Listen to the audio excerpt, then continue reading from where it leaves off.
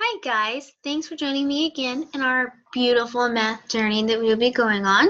Next we'll be talking about geometric figures, and you'll see a lot of angles and triangles and lines, so we won't get into too complicated stuff. And if we stick through it, we can make through it together, and then we can drink some wine if you're 21 and take a bath and a bubble bath and celebrate that we did math because you earned it. Okay, well, hello. For our first problem, we are going to be looking for these missing angles that we have labeled 1 through 12. And there are many different ways to find these angles, and we are going to start out by looking for, just kidding, supplementary angles. And supplementary angles are when two lines meet to form one straight line, basically. So right here, you can see we've got an angle X, and we've got an angle Y, and when we put those together, we know that the measurement of a straight line is 180. So do we see that somewhere? Well, yes, we do see that somewhere, because if you look right here, we've got 61 and 6. So we know to get this angle 6, we just subtract 61 from 180, and we get 119. Simple. We got that angle down. So next thing we're going to look at is vertically opposite angles, which just means angles that are vertical from each other are going to be symmetric. They're going to equal each other. So for this one, Q is going to equal Y. If you see up here, Y and Q, and X is going to equal Z. Well, we see that down here, don't we? Of course we do. 119 and 10 are going to be vertical from each other, so 10 is going to be 119, 9 is going to be 61, and there we have it. Easy peasy. So next thing we're going to look at is the fact that triangles equal 180 degrees. The angle measurement of triangles. No matter what kind of triangle we have, it equals 180 degrees. And thankfully, there's somewhere here that we can easily find a missing angle. Right here, you see we have a triangle. 1, 2, 3 sides. So it's a triangle. So we just add 63 and 61 together, and we subtract that sum from 180, and the missing number is 56. Oh, looky here. Do we have a supplementary angle? We sure do. We've got 8. So now we just subtract 56 from 180, and we get 124. And here again, we have vertically opposite angles. We've been here. We've done this. We can do this. We've got 124 and 56. There you go. There we have it. Easy to find. Supplementary angle, we got 63 up here. I kind of got ahead of myself on my clicking. My clicky finger was excited, so I apologize. But 63 is another supplementary angle. Oh, so now what do we do? Well, let's look at alternate exterior angles. Excuse me. So basically, what we have, is this angle right here is going to be the same as this angle right here because these lines are parallel and they meet at the same angle. So I get 56, and then we can do supplementary. We can add these together and then subtract that from 180, and we get 61. Oh my gosh, looky there. Then we've got alternate exterior angles. I'm sorry, words are hard for me today. But we get 61 and 56. Vertically opposite, is what that is called. And that concludes that problem. So for this next one, again, we are finding missing angles. And we are given a triangle that's got 2 angle measurements. And there are many, many ways you could have tackled this problem. I did it my own way, and you don't have to do it my way, but I'm just going to show you the way my brain works. Maybe you'll understand, maybe you won't. I don't think anybody gets it, including me, but, let's talk through it. Anyway, so here are some things we've seen before. Symmetric angles and triangles. We just looked at that in this other problem. And then supplementary quadrilateral. Words are hard. Well, we looked at supplementary, but we're getting to quadrilateral in just a minute, and I'll explain that. And everything's color-coded if you haven't noticed, but I'll explain that in just 1 minute.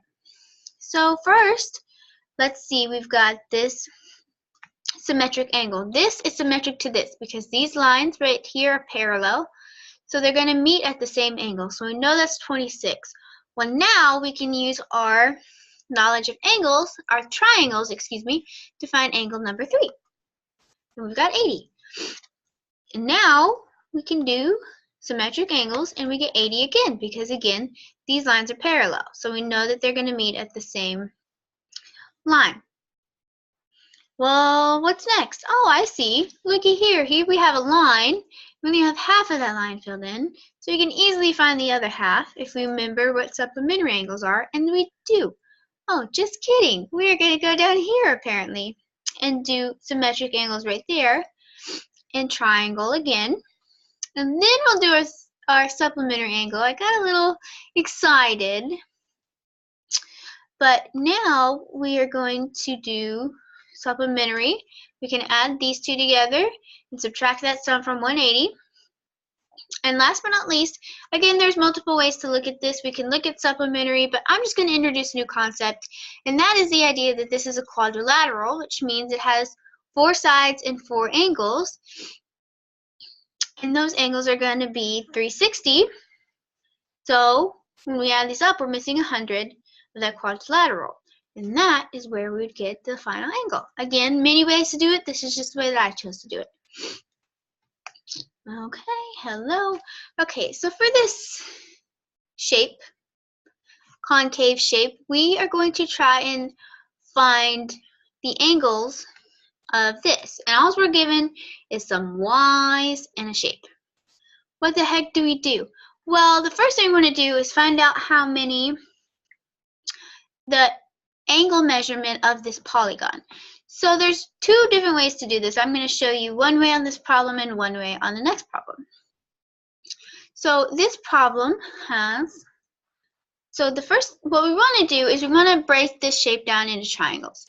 And to do that, we want to make sure that every triangle has at least one side of the polygon as one of its sides, but a side cannot have 2 different triangles, and every side must be in one triangle.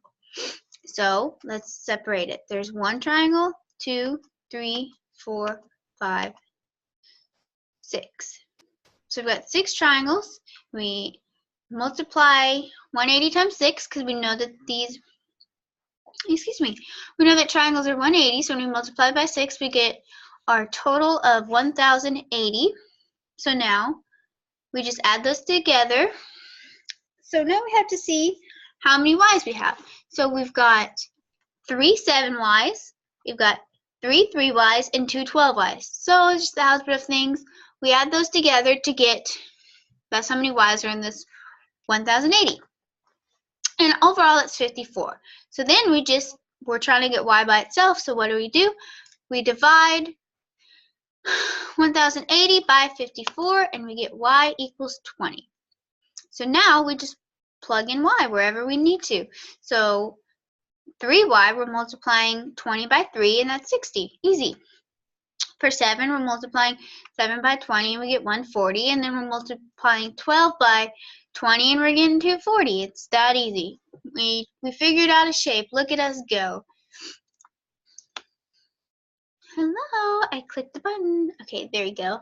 So for this next problem, we're going to be looking for these missing angles that we have here. To start out, this is going to be another thing where we're going to find, I told you earlier that we had 2 different ways to find the interior measurements of the angles of the polygon. I can't talk today. I am so sorry. But, so we are going to use this little equation that we have here. N minus 2 times 180. N equals the number of sides. So let's count starting right here. We've got 1, 2, 3, 4, 5, 6, 7, 8, 9. So we multiply by 9. And so 9 is N, sorry. And then we just plug that into our equation and we get 1,260. And then we have to divide that by 9 and we get 140. So one of the angles is 140 degrees. So now let's go ahead and do, sorry, I got ahead of myself. Let's go ahead and do the exterior angle.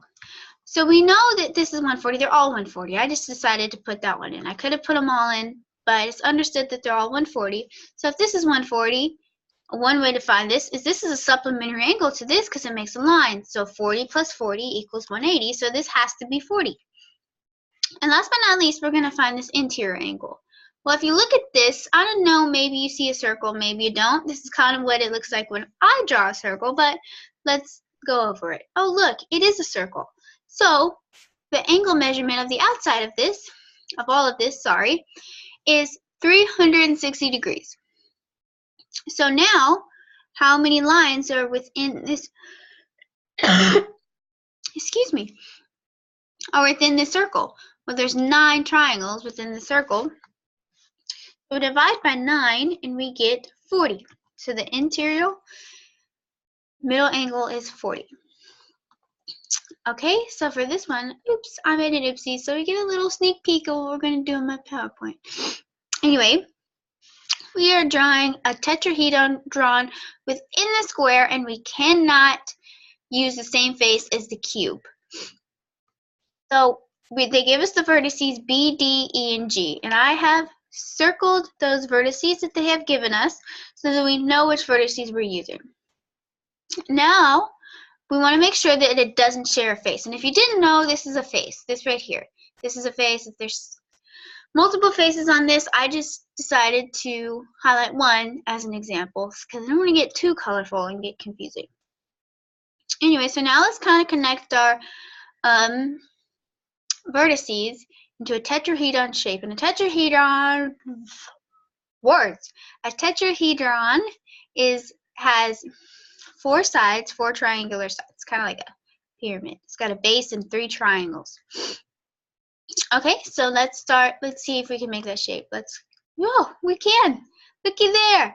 So we want to start out with D. How I did is I started out with D being the top of my pyramid, and I came upwards to B, and then I went, I guess you could say upwards to G and upwards to E.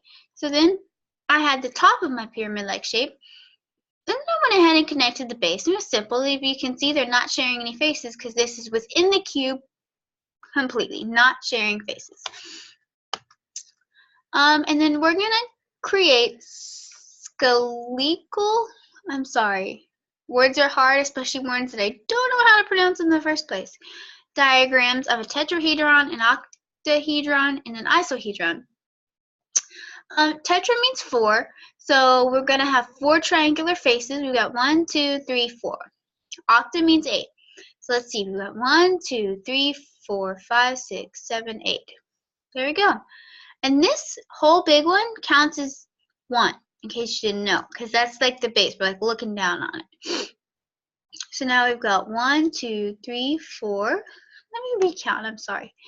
1, 2, 3, 4, 5, 6, 7, 8, 9, 10, 11, 12, 13, 14, 15, 16, 18, 19, and then 20 is the big one. And that concludes our geometry lesson with triangles and lines and shapes. And thank you for joining me on this beautiful math journey that we are on together.